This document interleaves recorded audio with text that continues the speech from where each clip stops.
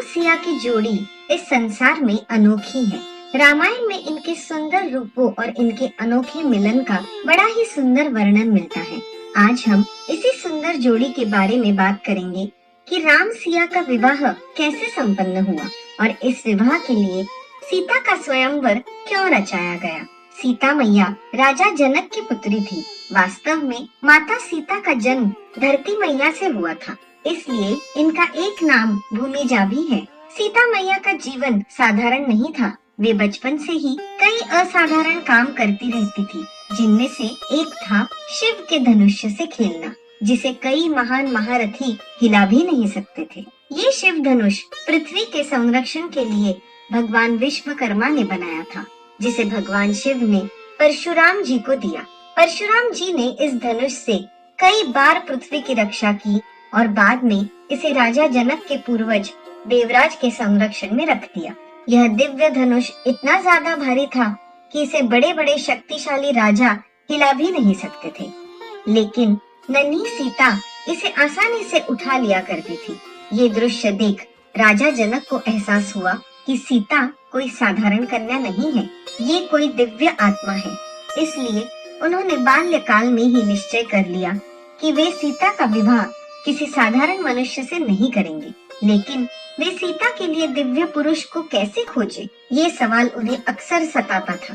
तब उन्हें ख्याल आया कि वे स्वयंवर का आयोजन करेंगे, जिसमें ये शर्त रखी जाएगी कि जो धनुर्धारी शिव के इस महान दिव्य धनुष पर प्रत्यंचा चढ़ाएगा, वो ही सीता के योग्य समझा जाएगा। शर्त के अनुसार सभी राज्यों के राजाओं को स्वयंवर का निमंत्रण दे दिया गया। ये निमंत्रण अयोध्या भी जाता है, लेकिन अयोध्या के राजकुमार राम गुरु वशिष्ठ के साथ वन में रहते हैं और वहीं से इस सभा में दर्शक के तौर पर स्वयंवर का हिस्सा बनते हैं। प्रतियोगिता शुरू होती है। कई बड़े बड़े राजा ठाकुर आते हैं, लेकिन शिव के उस दिव्य धनुष को हिला भी नहीं पाता है। यहाँ तक कि इस स्वयंवर में महाप्रतापी रावण भी हिस्सा लेता है और वो भी अपना पूरा जोर लगाने के बाद भी धनुष को हिला नहीं पाता है। यह देख राजा जनक को अत्यंत दुख होता है। वे कहते हैं कि क्या इस सभा में मेरी पुत्री सीता के योग्य एक भी पुरुष नहीं है?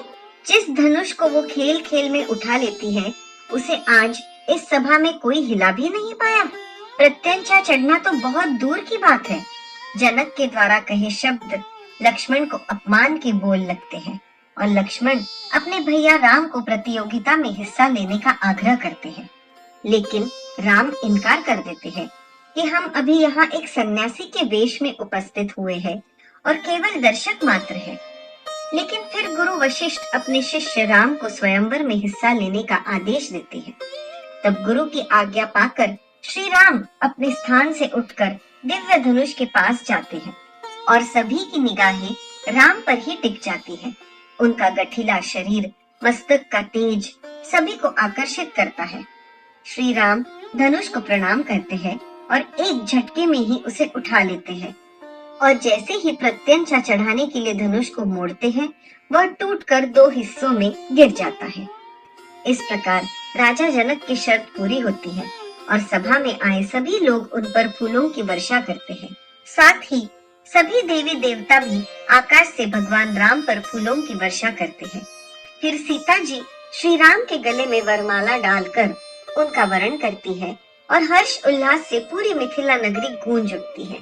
लेकिन धनुष के टूटने का आभास जैसे ही परशुराम जी को होता है, वे क्रोध से भर जाते हैं और मिथिला की उस सभा में आ पहुंचते हैं।